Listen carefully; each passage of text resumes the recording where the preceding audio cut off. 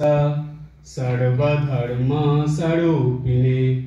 अवतार वरिष्ठाय रामकृष्णाय ते नमः। ओम तव कथामृतं तप्तजीवनं कविभिरीडितं कल्मषापहं श्रवणमंगलं श्रीमदाततं भुविघ्नन्ति ये हृदा जनाः। শ্রী শ্রী রামকৃষ্ণ কথামৃত শ্রীমকথিত। ঠাকুর শ্রী রামকৃষ্ণ দেবের বলা উপমা গল্প নিয়ে আমাদের এই ক্লাস। আজ আমরা এই ক্লাসে যে কিছুদিন পরে রথ যাত্রা উৎসব আসছে, সেই রথের উৎসবে যে প্রধান দেবতা জগন্নাথ দেব, সেই জগন্নাথ দেবকে নিয়ে ঠাকুরের একটা খুব সুন্দর গল্প আছে। আজকের ক্লাসে সেই গল্প নিয়ে আলোচনা করব। যেই প্রসঙ্গে কথা বলার সময় ঠাকুর সেই গল্প বলেছেন, সেই প্রসঙ্গটা আগে কথামৃত থেকে আমরা জেনে নেব, তারপরে সেই গল্পের ব্যাখ্যার মধ্যে যাব। 1885 সালের 22 অক্টোবর ঠাকুর শ্যামপুকুর বাটিতে আছেন, এখানে ভক্ত সঙ্গে রয়েছেন। সেই দিন, ওই 22 অক্টোবরের দিন, ঠাকুরকে কাছে বা ঠাকুরকে দেখতে এসেছেন ডাক্তার সরকার। ইনি হলেন ডাক্তার মহেন্দ্রলাল সরকার। এই ডাক্তার সরকারের সম্বন্ধে দু একটা কথা আপনাদের বলি। ডাক্তার সরকার ছিলেন মথুর বাবুদের পারিবারিক বা পরিবারের ডাক্তার, অর্থাৎ মথুর বাবুদের পরিবারে কারো কিছু হলে ডাক্তার এসে, এই ডাক্তার মহেন্দ্রলাল সরকার এসে চিকিৎসা করতেন। তো সেই সূত্রে সেই ডাক্তারবাবুকে ডেকে নিয়ে যাওয়া হয়েছিল। তিনি ঠাকুরের কাছে শ্যামপুকুর বাটিতে গিয়েছিলেন। ঠাকুরের কাছে গিয়ে ঠাকুরের চিকিৎসা তো করতেনই, তার সঙ্গে যেসব ভক্তরা আসতো তাদের সঙ্গে এবং ঠাকুরের সঙ্গে অনেকক্ষণ ধরে কথা বলতেন। ইনি একটু তার্কিক লোক ছিলেন, জানতেন অনেক কিছুই, কিন্তু তর্ক করতেন। তো ঠাকুরের কাছে আসার পর থেকে বিভিন্ন বিষয় নিয়ে ঠাকুরের সঙ্গে কথা বলেছেন, তর্ক করেছেন, কিন্তু ধীরে ধীরে ধীরে ধীরে তার মনে অনেক পরিবর্তন হয়েছে। ঠাকুর তাকে অনেক রকম কথা বলেছেন এবং পরে দেখা গিয়েছে যে ইনি ঠাকুরের একজন পরম ভক্ত। ডাক্তার সরকারের সঙ্গে ঠাকুরের কথা হচ্ছে। ঠাকুর বলছেন, নারদাদি আচার্য সকলের মঙ্গলের জন্য জ্ঞান লাভে বড় ভক্তি লয়ে ছিলেন। ঠাকুরের মুখ থেকে এই কথা শুনে ডাক্তার বলছেন, জ্ঞানে মানুষ অবাক হয়, চক্ষু বুজে যায় আর চোখে জল আসে, তখন ভক্তি দরকার হয়। শ্রীরামকৃষ্ণ, ভক্তি মেয়ে মানুষ, তাই অন্তঃপুর পর্যন্ত যেতে পারে, জ্ঞান বাড়ি পর্যন্ত যায়, সকলের হাস্য। ডাক্তার, কিন্তু অন্তঃপুরে যাকে তাকে ঢুকতে দেওয়া হয় না, জ্ঞান চাই। শ্রীরামকৃষ্ণ, ঠিক পথ জানে না, কিন্তু ঈশ্বরে ভক্তি আছে, তাকে জানবার ইচ্ছা আছে, এরূপ লোক কেবল ভক্তির জোরে ঈশ্বর লাভ করে। একজন ভারী ভক্ত জগন্নাথ দর্শন করতে বেরিয়েছিল। সে যেতে হয় সেই পথ তার জানা ছিল না। দক্ষিণ দিকে না গিয়ে পশ্চিম দিকে গিয়েছিল। পথ ভুলেছিল বটে, কিন্তু ব্যাকুল হয়ে লোকেদের জিজ্ঞাসা করত। তারা বলে দিলে, এ পথ নয়, ও পথে যাও। ভক্তটি শেষে পুরীতে গিয়ে জগন্নাথ দর্শন করলে। দেখো, না জানলেও কেউ না কেউ বলে দেয়। ডাক্তার, সে ভুলে তো গিয়েছিল। শ্রীরামকৃষ্ণ, হ্যাঁ, তা হয় বটে, কিন্তু শেষে পায়। একজন জিজ্ঞাসা করলেন, ঈশ্বর সাকার না নিরাকার? শ্রীরামকৃষ্ণ, তিনি সাকার আবার নিরাকার। এই কথা বলে ঠাকুর একটি গল্প বললেন। ঠাকুর বললেন, একজন সন্ন্যাসী জগন্নাথ দর্শন করতে গিয়েছিল। জগন্নাথ দর্শন করে সন্দেহ হলো ঈশ্বর সাকার না নিরাকার। হাতে দণ্ড ছিল। সেই দণ্ড দিয়ে দেখতে লাগলো জগন্নাথের গায়ে ঠেকে কিনা। একবার এধার থেকে ওধারে দণ্ডটি নিয়ে যায়, যাবার সময় দেখলে যে জগন্নাথের গায়ে ঠেকল না। দেখে সে সেখানে ঠাকুরের এধার থেকে ওধারে লয়ে যাবার সময় বিগ্রহের গায়ে ঠেকল। তখন সন্ন্যাসী বুঝলেন যে ঈশ্বর নিরাকার, আবার সেই ঈশ্বরই সাকার। এই যতটুকু অংশ কথামৃত থেকে পড়া হলো, আমরা এখন এই আলোচনা বা ব্যাখ্যার মধ্যে যাব। গল্পটার মধ্যে যাওয়ার আগে আমরা যেখান থেকে পড়েছিলাম সেখান থেকে দু একটা কথা জেনে নিয়ে তারপরে গল্পের মধ্যে আসব। ঠাকুর প্রথমে বললেন, নারদ আদি আচার্য সকলের মঙ্গলের জন্য জ্ঞান লাভের পরও ভক্তি লয়ে ছিলেন। নারদ আদি মানে নারদ, সুখদেব, এরা আচার্য মানে এরা জগতের মানুষকে শিক্ষা দেওয়ার জন্য জীবনযাপন করেছিলেন, বা তাদের জীবন এইভাবেই তৈরি। তাদের ভগবান এই শক্তি দিয়েছেন যে জগতে তারা মানুষকে শিক্ষা দেবে। এখন শিক্ষা দিতে গেলে তো জ্ঞান লাভের দরকার, তো এই জ্ঞান তো তাদের ছিলই, কিন্তু ঠাকুর বললেন জ্ঞান লাভের পরেও ভক্তি লয়েছিলেন। কেন জানেন? শুধু জ্ঞান লাভ করলে সেই মানুষটা শুষ্ক হয়ে যায়, তার ভিতরে রসবোধ কিছু থাকে না। যে ভক্তিতে মানুষ, যেমন বলে না যে শুকনো পিঠে আর রসা ভিজে পিঠে, দুটোর দেখবেন কত পার্থক্য, খাওয়ার মধ্যেও অনেক পার্থক্য থাকে। ঠিক তেমনি শুধু জ্ঞানে মানুষ একদম শুষ্ক হয়। তার মধ্যে যে জ্ঞানের কথা মানুষের শোনে ঠিকই, কিন্তু তার মধ্যে ভক্তি যদি মিশ্রিত না থাকে, তাই সে জ্ঞানের কথা শুনতেও ভালো লাগে না। সেটা মানুষ, এই জগতে বেশিরভাগ মানুষই ভক্তি মার্গী, তারা ভক্তি নিয়ে চলে। তাই আমাদের শাস্ত্রে একটা কথা আছে যে জ্ঞান মিশ্রা ভক্তি। এই জ্ঞান মিশ্রা ভক্তি খুব দরকার। যেমন শাস্ত্রবিদ্যা থাকবে, তেমনি সাধন ভজন থাকবে। ভগবানের কাছে প্রার্থনা, জপ ধ্যান, তারপরে ভজন কীর্তন, এগুলোও থাকবে। সেই জন্য নারদ দেখুন এত জ্ঞানী হয়েও তিনি সবসময় ভগবানের নাম করছেন, গান করছেন, মানে ভগবানের সেই আনন্দে ডুবে আছেন। এই ভক্তিটা দরকার। তাই ঠাকুর বললেন জ্ঞান লাভের পরেও ভক্তি লয়ে ছিলেন। তখন ডাক্তার, যেহেতু তিনি তার্কিক, তর্ক তো তাকে করতেই হবে, ঠাকুরের কথাটা শুনে তিনি বললেন যে জ্ঞানে মানুষ অবাক হয়, চক্ষু বুজে যায়, আর চোখে জল আসে, তখন ভক্তি দরকার হয়। এটা বললেন ঠাকুরকে যে ভক্তি কেন দরকার হয়। তখন ঠাকুর একটু মজা করলেন ডাক্তারের কথা শুনে, বললেন ভক্তি মেয়ে মানুষ, তাই অন্তঃপুর পর্যন্ত যেতে পারে, জ্ঞান বাড়ি পর্যন্ত যায়, সকলের হাস্য। এই যে ভক্তি মেয়ে মানুষ বললেন, এই কথার মধ্যেও কি জানেন, সত্য যুগের পর থেকে ধীরে ধীরে যখন দাপর যুগ, ত্রেতা যুগ এগুলো এসেছে, ত্রেতা যুগ, দাপর যুগ, তারপরে এখন কলিযুগ, এই সময় সত্য যুগে যে ঋষিরা ছিলেন তাদের মধ্যে মেয়েরাও ছিলেন, মহিলারাও ছিলেন। ধীরে ধীরে সেটা ত্রেতা যুগেও কিছু পাওয়া যায়, সংখ্যা অনেক কমে গিয়েছিল। দাপর যুগে আরো কমে গিয়েছিল, আর এখন কলিযুগে প্রায় নেই বললেই চলে। তাই এই বেশিরভাগ ভক্তরাই, বিশেষ করে মহিলা ভক্তদের মধ্যে এই ভক্তির প্রাধান্যতা দেখা যায়। সেই জন্য দেখবেন আপনারা একটা জিনিস খেয়াল করবেন, যে কোনো উৎসব অনুষ্ঠানে, ধর্মীয় অনুষ্ঠানে পুরুষদের থেকে মহিলাদের সংখ্যা বেশি থাকে। কারণ এই তাদের ভিতরে ভক্তিভাব আছে বলে তারা এই জপ ধ্যান, পূজা পাঠ, ভজন কীর্তন এগুলো খুব বেশি ভালোবাসে। আর এছাড়া আরেকটা জিনিস দেখবেন, বাড়ি মানে মহিলারাই করে। এই ভক্তিভাব নিয়েই তাদের জীবন চলে, তাদের কাছে ভক্তিটাই হলো মেন বস্তু। তাই ঠাকুর এই কথা বললেন যে ভক্তি মেয়ে মানুষ, অন্তঃপুর পর্যন্ত যেতে পারে। এইবার ডাক্তার বলছেন কিন্তু অন্তঃপুরে যাকে তাকে ঢুকতে দেওয়া হয় না, জ্ঞান চাই। এই কথা ডাক্তার বললেন যে জ্ঞান না হলে সে অন্তঃপুরে কি যাকে তাকে ঢুকতে দেবে? সে যদি না জানে অন্তঃপুরে কি আছে, তাহলে কি করে ঢুকবে?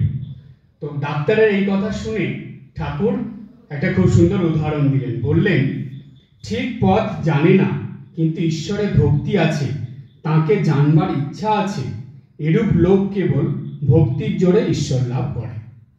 এই ভক্তি মার্গী হয়ে ভক্তির জোরে যে ঈশ্বর লাভ করা যায় সেটা ঠাকুর বললেন যে ঠিক পথ জানে না, হয়তো সে জানে না কোন দিক দিয়ে যেতে হবে বা কোন পথে গেলে ঈশ্বরকে পাবে, কিন্তু তার মধ্যে ভক্তি আছে, সে ঈশ্বরকে খুব ভালোবাসে, মনের টান ব্যাকুলতা প্রচন্ড বেশি, তো সুতরাং সে অবশ্যই ঈশ্বরকে পেয়ে যাবে। কিভাবে পাবে সেটা নিয়ে ঠাকুর একটা উদাহরণ দিলেন। বললেন, একজন ভারী ভক্ত জগন্নাথ দর্শন করতে বেরিয়েছিল।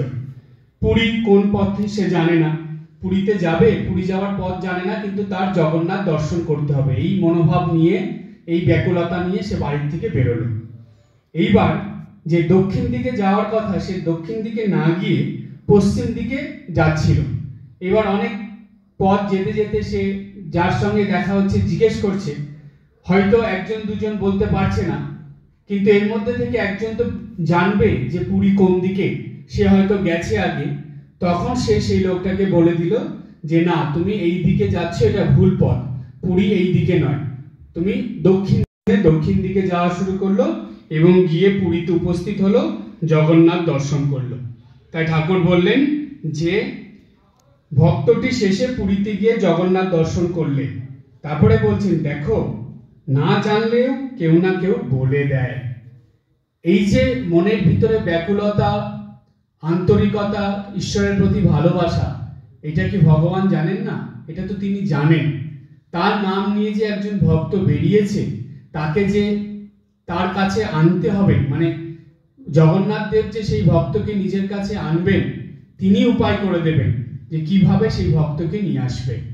সুতরাং এমনও হয় যে ভক্তের ভগবান বলে, তো ভগবান স্বয়ং এক পথিকের বেশ ধরে তার ওই সে যে জিজ্ঞেস করছেন মানুষ হয়ে দাঁড়িয়ে থাকবে, কেন?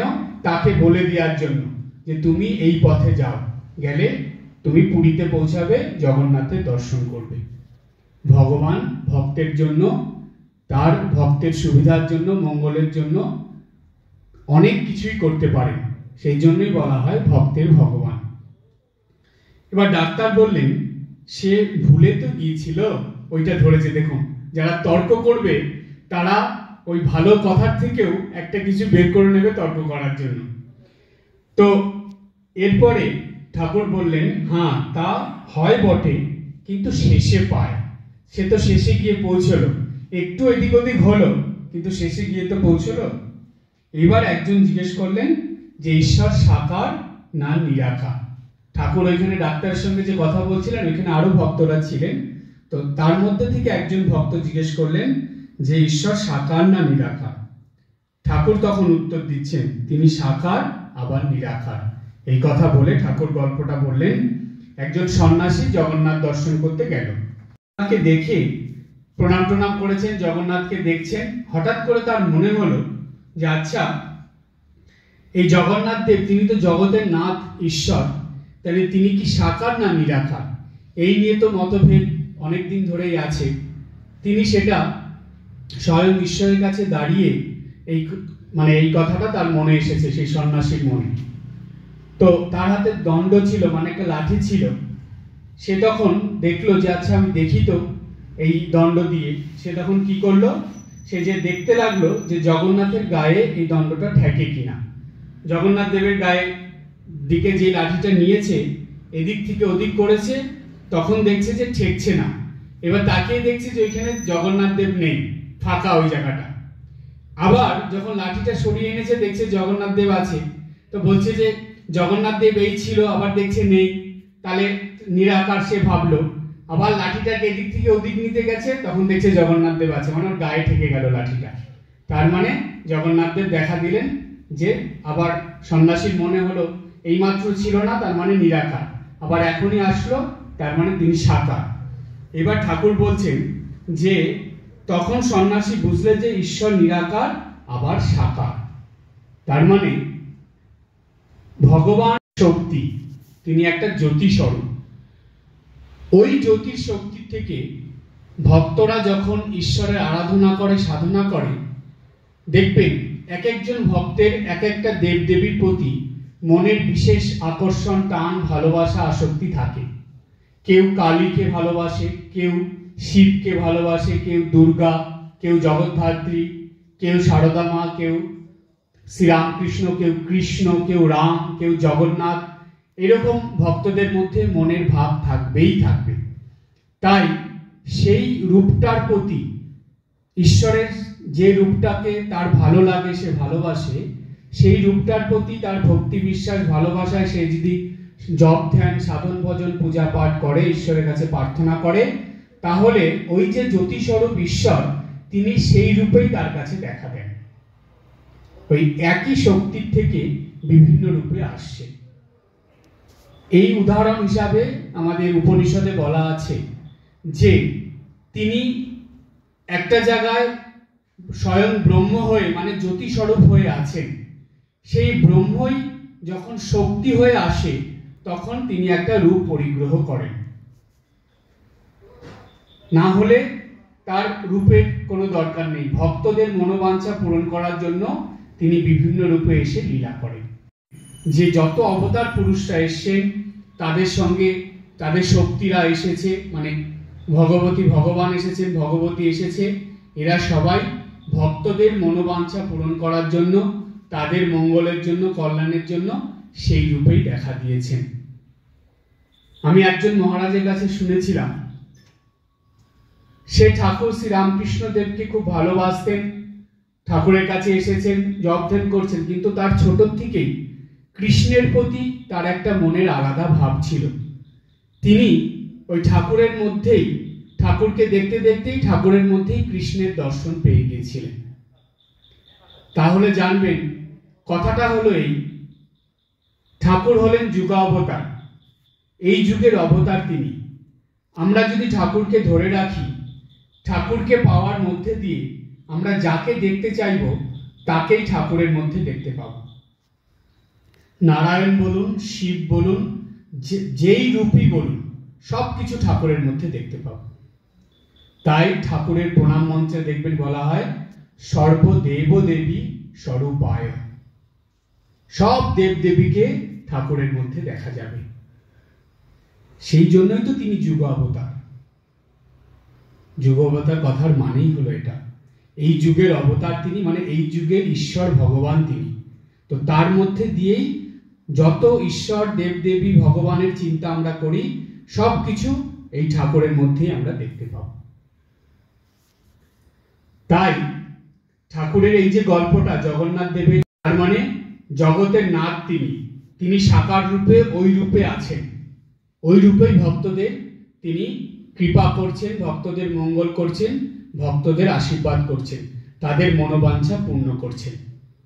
আবার যারা নিরাকারবাদী, তারা যদি জগন্নাথ দেবের কাছে গিয়ে প্রার্থনা করে, তবে তারা সেই জগন্নাথ দেবকেই ওইখানে নিরাকার ভাবে দেখবেন। যেমন এই সন্ন্যাসীর হলো, সাকার নিরাকার তিনি যে দুটোই, সেটা বুঝিয়ে দিলেন। সেখানকার রাজা ছিলেন দর্পনারায়ণ, উড়িষ্যার রাজা, দক্ষিণের পণ্ডিত। তিনি গণেশের খুব ভক্ত। তিনি গণেশ ছাড়া অন্য কোনো দেবদেবীর দিকে দেখেনও না, সেই মন্দিরেও যান না, তাদের প্রণামও করে না। তো সেই পুরীতে এসেছেন তিনি রাজ অতিথি হয়ে। তো রাজা সেই পণ্ডিতকে, দক্ষিণের যে পণ্ডিত, তাকে বলছে বারবার যে আপনি এই পুরী ক্ষেত্রে এসছেন, এই পুরী ক্ষেত্রের যিনি অধিপতি জগন্নাথ দেব, তাকে একবার প্রণাম করে আসুন, তার মন্দিরে যান, জগন্নাথ দেবকে প্রণাম করে আসুন। সেই পণ্ডিত কিছুতেই যাবে না, রাজি নয়, বলছে না, আমি গণেশ ছাড়া, আমার আরাধ্য দেব গণেশ, তাকে ছাড়া আমি কাউকে দর্শন করব না, তার মন্দিরেও যাব না। তো রাজা তাকে বারবার বলছে, বোঝাচ্ছে যে দেখুন, জগন্নাথ দেবী তিনি জগতের নাথ, তো তিনি সব দেবদেবীর স্বরূপ তার মধ্যে আছে। আপনি গণেশ আলাদা, একই, আপনি যান, জগন্নাথ দেবকে প্রণাম করে আসুন, তাহলে আপনি বুঝতে পারবেন। রাজা যখন এতবার করে বলছেন, তখন ওই দক্ষিণের পণ্ডিত সে গেছে জগন্নাথ দেবকে দর্শন করতে। রাজার কথায় যেদিন দর্শন করতে গিয়েছিলেন, সেই দিনটা ছিল স্নান যাত্রার দিন। স্নানযাত্রার দিনে তিনি জগন্নাথ দেবকে দর্শন করতে গেলেন, মন্দিরে গেলেন, রাজার লোকরা সবাই নিয়ে গেল, একদম জগন্নাথ দেবের সামনে নিয়ে গেছেন। তো তিনি গিয়ে প্রথমে দেখছেন যে জগন্নাথ দেব যেমন রূপে আছেন সেরকমই। তারপরে তিনি চোখ বুজে হাত জোর করে জগন্নাথ দেবকে প্রার্থনা করলেন যে প্রভু, আমি শুনেছি তুমি তো জগতের নাথ, তুমি সব ভক্তদের মনোবাঞ্ছা পূর্ণ করো, তাই আমার যে আরাধ্য দেব গণেশ, আমি সেই দেবতাকে তোমার মধ্যে দেখতে চাই, গণেশ দেবকে। তুমি তোমার এই ভক্তের মনোবাঞ্ছা পূর্ণ করো। প্রার্থনা করে তিনি যখন জগন্নাথ দেবের দিকে তাকিয়েছেন, তখন দেখছেন সেইখানে গণেশের রূপ, জগন্নাথ দেবের মধ্যে গণেশের রূপ। এইটা দেখে তিনি নিজে বিশ্বাস করতে পারছেন না, বারে বারে চোখ বন্ধ করছেন, খুলছেন, দেখছেন যে জগন্নাথ দেব গণেশ রূপে দাঁড়িয়ে আছে। তাই ওই রূপটার কথা চারিদিকে প্রচার হয়ে গেল, রাজা সেটা বলে দিলেন।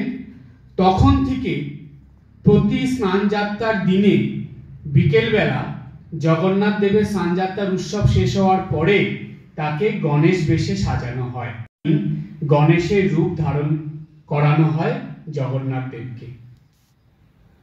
সেদিন যদি জগন্নাথ দেব ওই গণেশ রূপে দক্ষিণের ওই পণ্ডিতকে দেখা না দিতেন, তাহলে কিন্তু রাজার মুখের যে কথা, সেই কথা মিথ্যে হয়ে যেত। তাই রাজা এত ভক্ত ছিলেন বলে জগন্নাথ দেবের, দেখুন ভক্তের ভক্তিতে স্বয়ং ঈশ্বর ভগবান তিনি ভক্তের মনোবাঞ্ছা পূর্ণ করার জন্য অসম্ভবকে সম্ভব করে দেন। তাই রাজার মান সম্মান রক্ষার্থে কথাটা জানি মিথ্যে না হয়, তাই তিনি সেই পণ্ডিতকে গণেশ রূপে দেখা দিলেন। তখন থেকে প্রতি বছর স্নানযাত্রার দিন বিকেলবেলা জগন্নাথ দেবকে গণেশ রূপে সাজানো হয়। ওই বছরে ওই একটা দিন গণেশ রূপী জগন্নাথ। তাই জানবেন জগন্নাথ দেব এত জাগ্রত, তা না হলে পুরী ক্ষেত্রে এত মানুষ যায়, কিছু শক্তি না থাকলে তো মানুষ যাবে না। শ্রীমা সারদা দেবী আছে সেখানে, না হলে এত মানুষ কেন যাবে? আর সেটা তো একটা শক্তিপীঠ, ওইখানে বিমলা দেবী আছেন, সেটা তো একটা শক্তিপীঠ। ওইখানে মায়ের নাভি পড়েছিল, সেখান থেকে বিমলা দেবীর ওই শক্তিপীঠ হয়েছে। শক্তিপীঠের শক্তি আর সেই সঙ্গে সেই জগতের নাথ রয়েছে, মানে বলা হয় ডবল পাওয়ার, দ্বিগুণ শক্তি সেখানে আছে। সেই শক্তির টানেই তো মানুষ ছুটে যাচ্ছে। আর মানুষের মনোবাঞ্ছা যদি পূর্ণ না হয়, ভক্তরা কেন যাবেন? জগন্নাথ সবার মনোবাঞ্ছা পূর্ণ করেন, কিন্তু সেই ভক্তের মনের আকুলতা, ব্যাকুলতা, ভক্তি এগুলো নিয়েই তার কাছে যেতে হবে, তারপরে প্রভু সেটা পূরণ করবে। তাই জানবেন ঠাকুর এই গল্পের দ্বারা, কথার দ্বারা বুঝিয়ে দিলেন দুটো জিনিস ঠাকুর বললেন। এক হলো জগন্নাথ দর্শনে বেরোলে কেউ জগন্নাথ দর্শন না করে ফেরে না, প্রভু ঠিক তার কাছে নিয়ে যান। আর এটা শুধু জগন্নাথের জন্য নয়, যে কোনো দেবদেবীর ক্ষেত্রেই তাই। শুধু মনের ভক্তি, বিশ্বাস আর ব্যাকুলতা চাই। এটা প্রথম ঠাকুর শিক্ষা দিলেন তার কথার মধ্যে দিয়ে। আর দ্বিতীয়, ঠাকুর এই গল্প বলে এটাই শিক্ষা দিলেন যে ঈশ্বর সাকার নিরাকার দুই রূপেই আছেন। ভক্ত যেভাবে তাকে দেখতে চায়, যেভাবে চায়, তিনি সেইভাবেই ভক্তের মনোবাঞ্ছা পূর্ণ করেন। এই হলো ঠাকুরের গল্পের দ্বারা শিক্ষা। আজকে এই পর্যন্ত। সবাই ভালো থাকবেন, হাসি খুশি আনন্দে থাকবেন। ওম জননীং শারদাং দেবীং রামকৃষ্ণং জগদ্গুরুং পাদপদ্মে তয়ো শ্রিত্বা প্রণমামি মুহুর্মুহুঃ। এতক্ষণ ধরে আমরা শুনছিলাম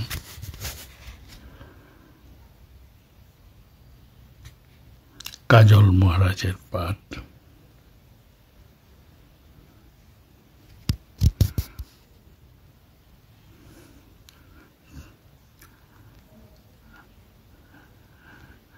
সামনেই 7 জুলাই আমাদের রথযাত্রা, এবং ঠাকুরের কথামৃততে 6 ছোট ছোট গল্পের মাধ্যমে জগন্নাথের কিছু ঘটনা ঠাকুমারের মাধ্যমে তুলে ধরেছেন। যতটুকু আমার সাধ্য ছিল ততটুকু আপনাদের কাছে তুলে ধরলাম। পুনরায় আপনাদের আগাম খবর দিচ্ছি 7ই জুলাই 3:30 থেকে 5:30 আমাদের শ্রীরামকৃষ্ণ মিশনে প্রথম রথযাত্রা শুরু হবে। আপনারা আগের থেকে চলে আসবেন। দুর্গা মণ্ডপে যথাবিহিত রথে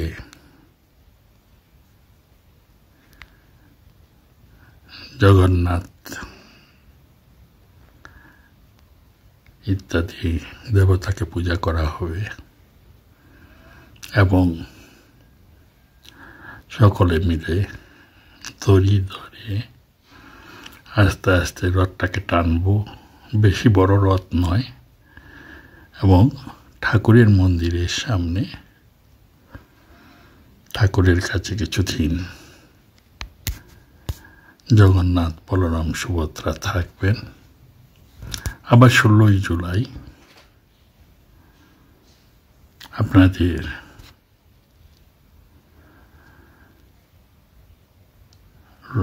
রথ অর্থাৎ জগন্নাথ, বলভদ্র, সুভদ্রা, বলরাম, সুভদ্রা সকলেই 16 জেলায় পুনর্যাত্রা বলে, সেটি ওখান থেকে টেনে আবার দুর্গা মণ্ডপে ফিরে নেওয়া যাওয়া হবে। এই উপলক্ষে আপনাদেরকে পুনরায় আগাম জানিয়ে দিচ্ছি, আপনারা সকলে মিলে চলে আসুন। আন্তরিক প্রীতি শুভেচ্ছা জানাচ্ছি। আমাদের আজকে পাঠক ছিলেন স্বামী শান্তি ঘনানন্দ ওরফে কাজল মহারাজ। তিনি খুব সহজ ও সংক্ষিপ্তভাবে বক্তব্য রাখছিলেন। ওনার বক্তব্যের মাধ্যমে আমরা অনেক কিছু জানতে পেরেছি। বলতেন, আমি 17 মা ও 17 মা।